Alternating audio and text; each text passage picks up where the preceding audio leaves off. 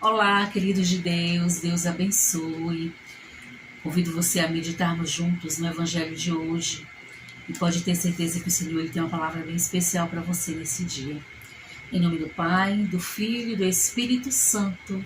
Amém. É o Evangelho de Mateus, no capítulo 16, do versículo 13 ao 23. E a palavra diz assim: Chegando ao território de Cesareia de Filipe, Jesus perguntou a seus discípulos: No dizer do povo, quem é o Filho de Deus? Responderam: Uns dizem que és João Batista, outros dizem que és Elias, outros dizem que és Jeremias ou um dos profetas. Disse-lhe Jesus: E vós, quem dizeis que eu sou? Simão Pedro respondeu: Tu és o Cristo, o Filho do Deus vivo.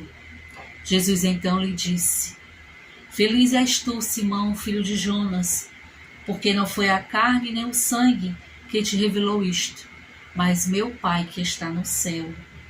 E eu te declaro: Tu és Pedro, e sobre esta pedra edificarei a minha igreja.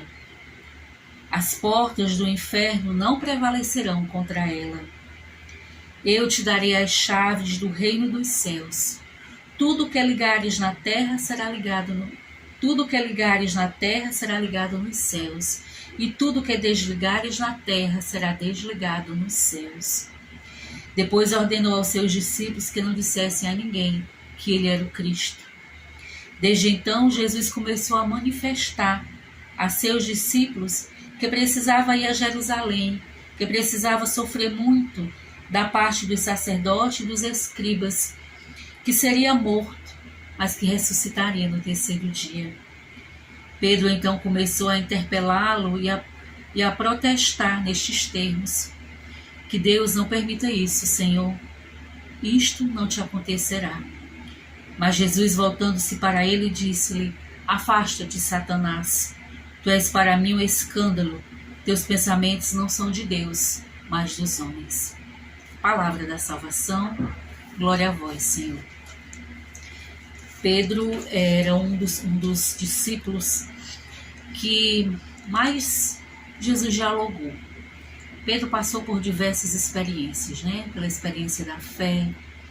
Pedro passou pela experiência de negar Jesus 3 vezes. Mas aqui o Senhor ele escolheu exatamente aquele que passou por tantos problemas, por tantas dificuldades, para que a gente também veja que o Senhor ele escolhe o pior de todos. Jesus ele chama quem ele quer, ele escolhe quem ele quer.